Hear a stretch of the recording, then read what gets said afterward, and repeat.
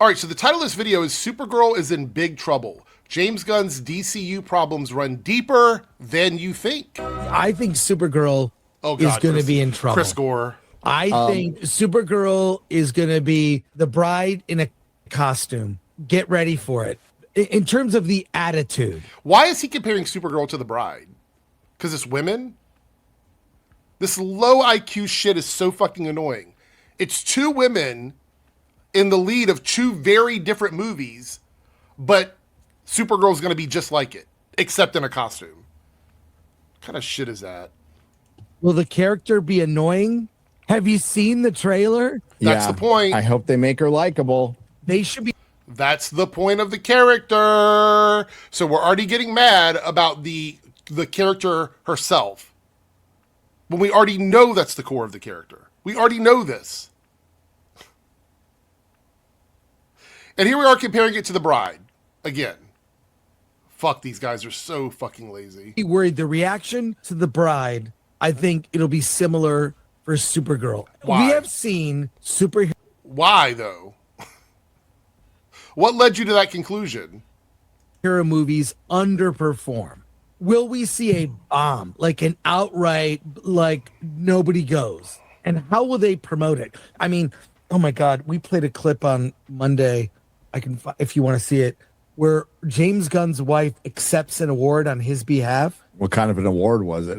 It was at the Saturn Awards. He basically comes right out and says that. Oh, okay, here we go again. I want to just talk about this once more. We talked about it in a video last week during the live stream. Why do I give a fuck about actors when they accept awards, when they make little speeches about getting awards? Why do we care about that stuff? I don't know about you guys, but I don't care. They're thanking some people. They're going to toast some folks. They might say some silly, funny comment or something like that. They might say something that's supposed to be funny that isn't funny. Who gives a fuck? It's an award speech. No one, like, how does that correlate to the movie that's coming up? How does James Gunn's wife, as they call her, how does that correlate to the Supergirl movie? If you listen to him here, we're going to go back. There's no connection other than the fact that this woman is married to James Gunn, and the Supergirl movie, which is not a James Gunn movie, has a woman as the lead. How do we get there from here? Outright, like nobody goes. And how will they promote it? I mean, oh my God, we played a clip on Monday. I can, if you want to see it, where James Gunn's wife accepts an award on his behalf. What kind of an award was it? It was at the Saturn Awards. He basically comes right out and says that Peacemaker is his favorite. It's the most James Gunn thing that he's done. Yeah, if you could find. Okay. All right. Like, what is that supposed to prove? And what does that have to do with Supergirl? Which, by the way, when these guys are sharing clips to their audience, it's not an unbiased, fresh take on something. That's why it's always disingenuous, where they're like, well, we shared this video and everybody in our audience hated it. Okay. Your audience they're trained to hate it. They're just doing what you guys told them to do. This is the way they react to these clips is the way that you guys have trained them to react. So it's like, you're not putting it in front of fresh eyes and fresh faces and fresh minds. You're playing it to the same group of people you've always played it to, who are trained to hate stuff. And that clip. Yeah, for Peacemaker, dude. For fucking Peacemaker. I think Supergirl is going to be in trouble. Well, they're on their third composer. What? So the movie comes out, what, in 3 months? Based on what, though? Like, you keep saying she's in trouble. Supergirl is in trouble based on what? The original composer for Supergirl was Ramin Djawadi, and that was announced back in December of 2025.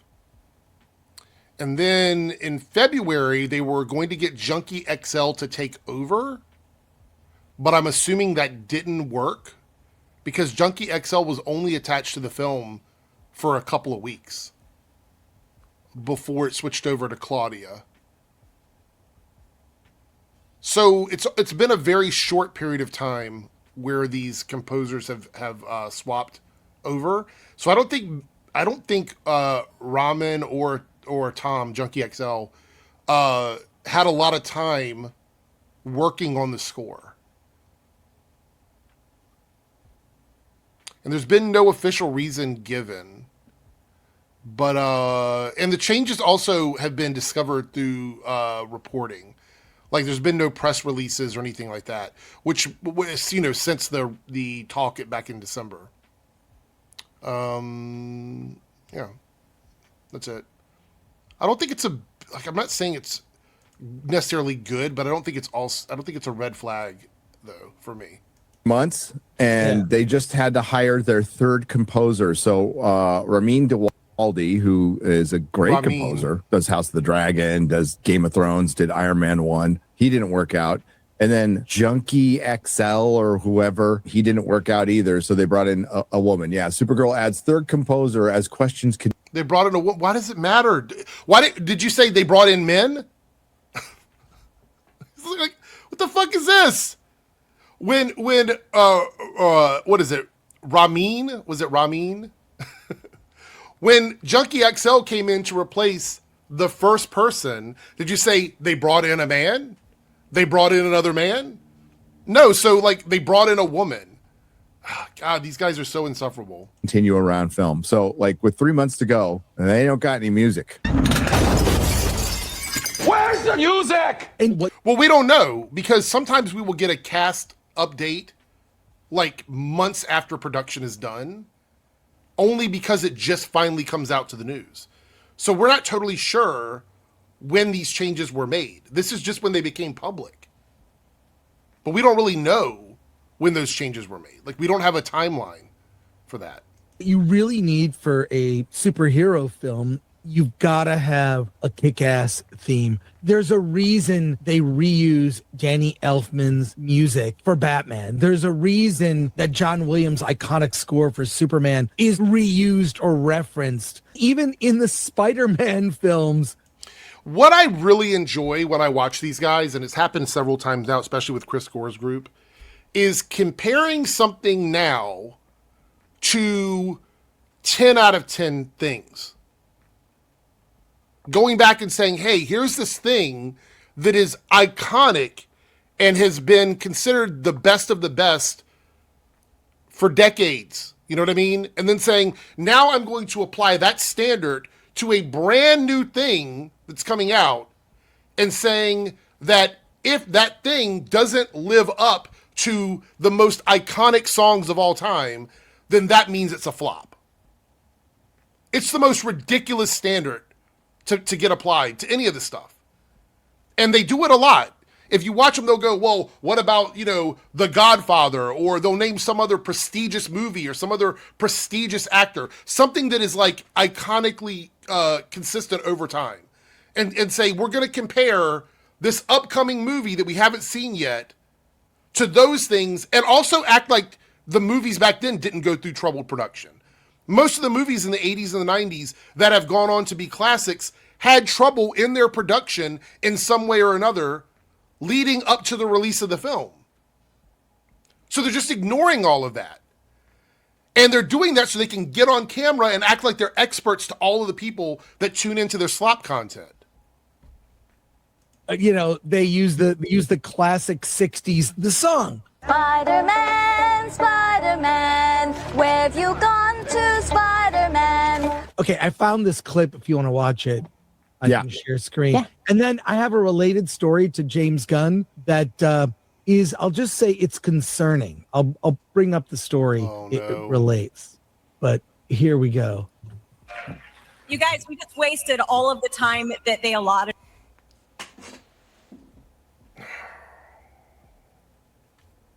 Why is it every fucking time I click on one of these goddamn videos, they're watching an award acceptance speech from somebody? Why are we watching these? Why is this even a topic of discussion when we're talking about movies and TV shows as pieces of art? Why are we watching them accept awards and then breaking down their award speech as if it's some sort of like determining factor on the kind of media that's being made? They're award speeches. Do we really give a fuck about this? I don't know. Like, I honestly, this is a level of brain rot that I can't even understand. I don't even understand this level of brain rot. I don't care what an actor says at an award speech when they're accepting an award. Why would I? Why would I? Why would anybody? They're saying it to give thanks to the people they've worked with and to shout out the industry. And I know people don't like when I say I don't care about stuff, but I'm not going to get on here and lie and be like, yeah, I'm really concerned about Supergirl because of a speech made by somebody literally not connected to Supergirl at all, just because they're the spouse of the person that's running the company. I feel like that's a really disingenuous way to engage with this media. But let's hear what these fucks have to say about her. Us just getting to the stage. So, and I know everyone's really tired, so I'll keep this really brief. I just want to say thank you to HBO Max, to DC Studios, to DC Comics and all of the DC Comics writers and DC Comics artists who have gotten us to where we are. And probably Paramount, because they're probably going to own us soon, is my guess. Really quickly, because I have a little sort of a window into James's soul, I just want to say something that I know that he would not admit to everyone, just in the same way that a parent wouldn't admit that they have a favorite child. I know that Peacemaker. How would you know? Favorite child, and that's the truth, and he'll deny it if you ever ask him to confirm, but these speeches are so fucking boring. I'm sorry, no disrespect to people who are accepting awards or whatever. Why are we watching this? What is the point of this? What is the point? That she said that he likes Peacemaker the most, it's literally just a joke. It's just a little bit of humor.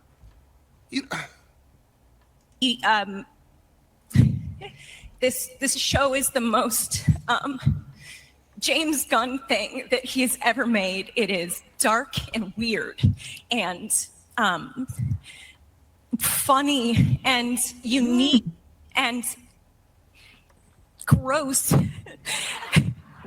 and underneath it all is the warmest, most beautiful human story, just about people connecting, and that's who James is. And I know that he is so grateful for this, and he wrote something that Freddie's going to. Okay, so this is from James.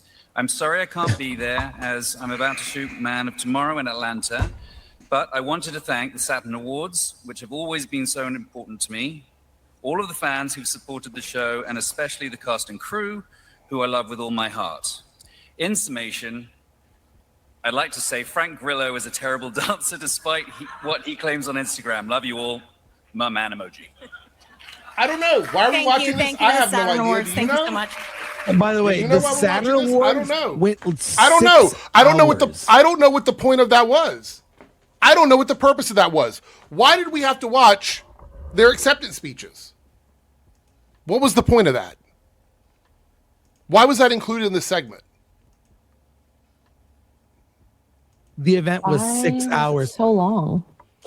Because that's what the Saturn Awards is. Let me share this. You're slogging about it, but you literally are using clips from it. All right. James Gunn didn't attend the first WBD meeting with the new owner, David Ellison of Paramount Skydance. According to the trades, Ellison recently met with the around 150 WBD employees, with Peter Safran in attendance, along with WB film chiefs Mike DeLuca and Pam Abdi. However, no mention of Gunn, who may be in Atlanta prepping for Man of Tomorrow. Even with the Atlanta explanation, Gunn not being present at Ellison's first major WBD gathering is still something people are going to notice. Studio heads are usually expected to show up for major meetings like this, especially when a new power structure is taking shape. Yeah, all this other stuff is speculation. I'm not seeing any other official information. Yeah, none of this has anything to do with Supergirl. None of it. None of it. And the thing is, the title of the video, let me go back to the title here, was Supergirl is in Big Trouble. We're only 5 minutes into a 14-minute video. Are we already done talking about Supergirl?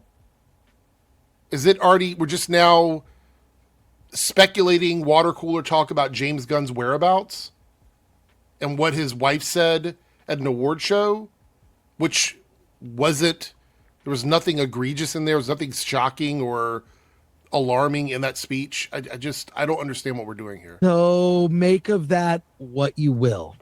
Make of that what you will, Gary. God, I hope John Campea is right. I am 100% sure that before the end of the year, James Gunn is going to go to David Zaslav and say, it's been nice, but there's no way I'm working for those guys.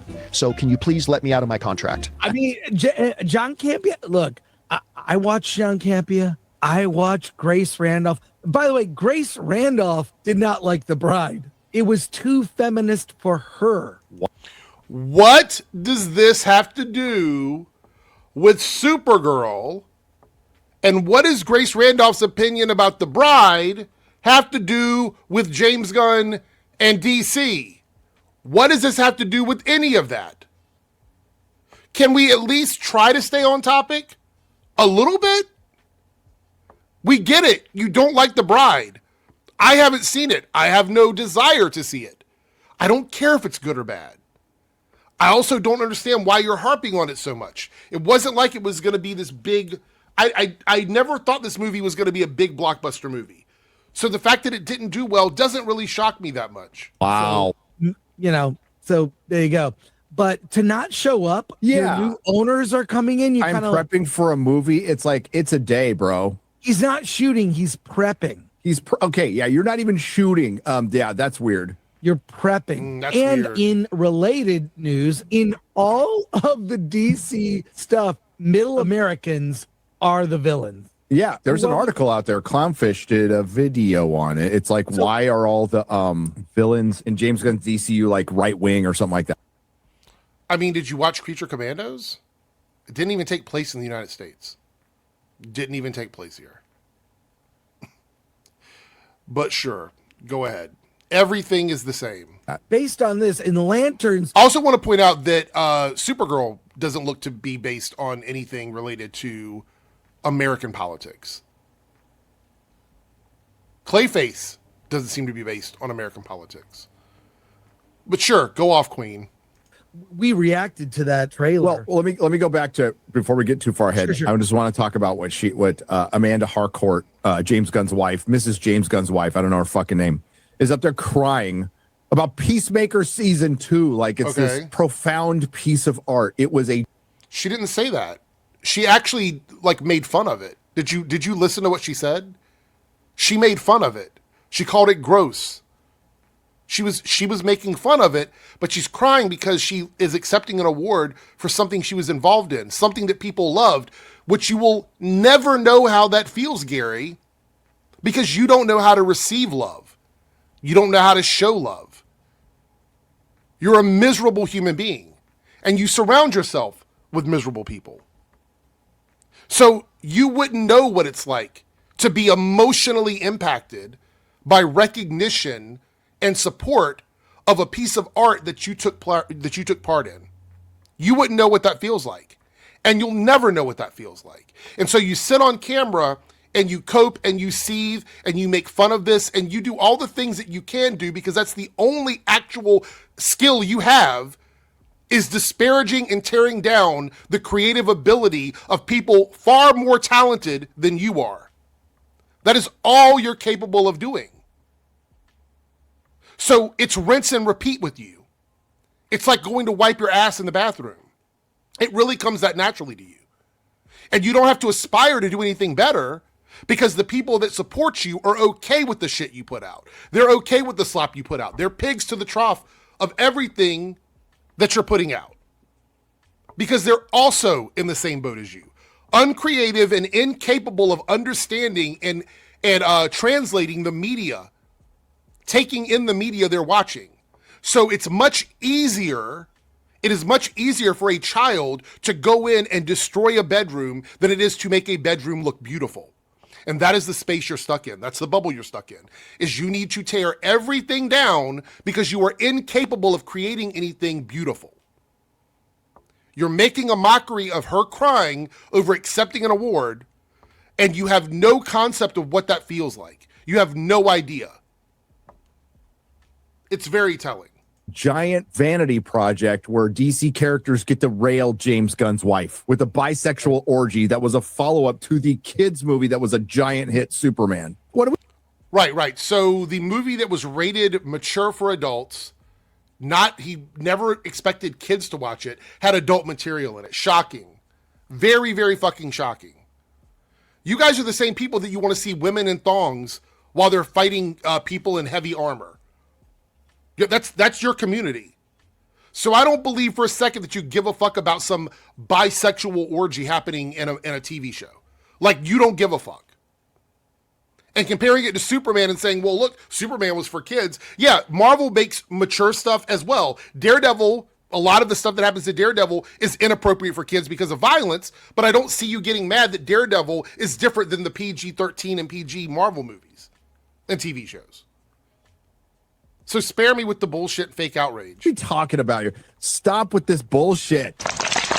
Yeah, you can say that to yourself. All right, here it is. What the point Chris was making. Yeah. Why is James Gunn making right-wing extremists the villains in nearly every DCU movie and TV show? Now, because right-wing extremists are villains.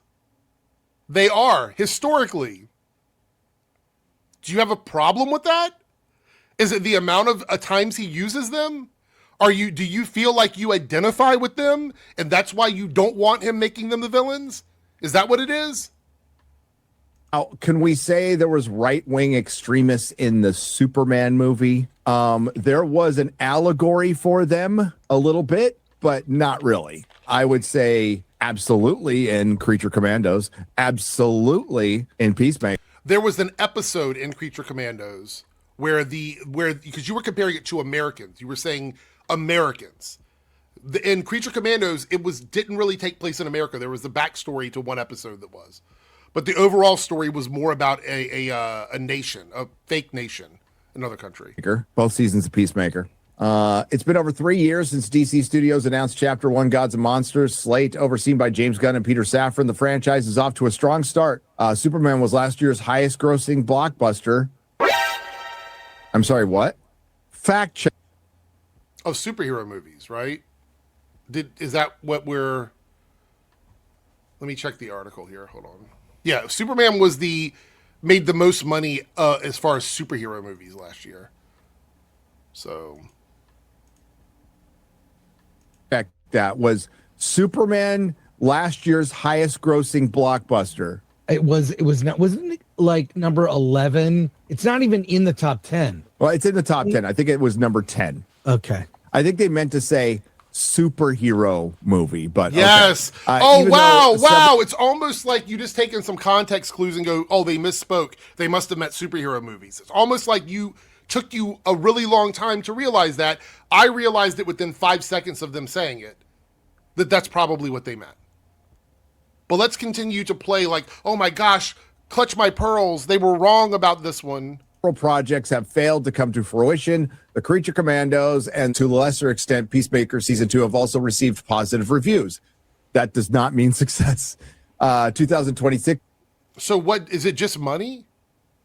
Is it just money? I would say positive reviews are success. Fan reception is success. If you have a bunch of fans that love something, even if it doesn't make a ton of money, that's still a success. You have succeeded in pleasing the majority of the fan base.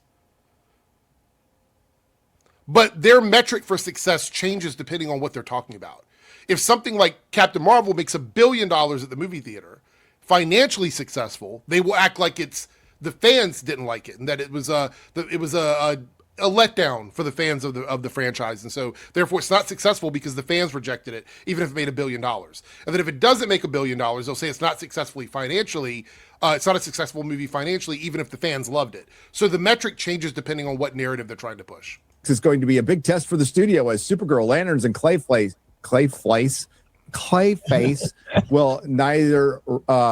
were neither written nor directed by James Gunn. He's a showrunner at this point, so his fingerprints are all over. I would say the only one they probably won't be all over is Clayface.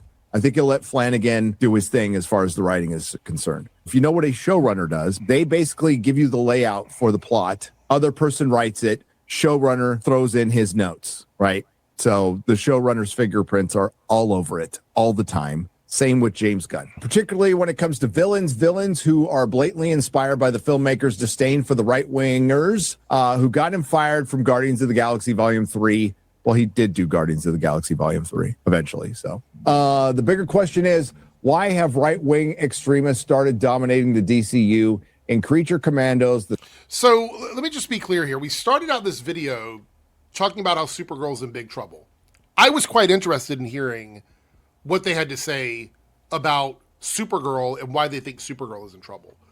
But they never really pulled that argument together. The argument was the bride failed, so Supergirl is going to fail because they changed composers 3 times. Right? And then the rest of this was James Gunn DCU problem runs deeper than you think. And we're just complaining about them having right-wing extremists as villains in some of the projects. He didn't show up for a meeting. I don't know. The truth is that these guys are extremely untalented. Well, I would say these guys. I don't know about X-Ray Girl. And Chris Gore hasn't done anything in a while. But Gary is untalented. He's an untalented individual. Getting mad and getting upset that right-wing terrorists, right-wing extremists are villains in movies and TV shows is a red flag. For me, it's a big red flag. Straight up. So I don't really have anything else to add to this except for the fact that they did not accurately, or adequately is the better word, they did not adequately present an argument for me to believe that Supergirl is going to fail because the bride also failed. Which is what they said at the very beginning of this video. I don't think the composer thing is as big a deal as they make it out to be. I don't think James Gunn not showing up for some meeting with Paramount is a big deal when he's in pre-production for a movie. I just don't see any of this as being a problem. I think it's just a lot of complaining for nothing. And the award show stuff was like, what are we doing? So I think that's it. We're done with this video.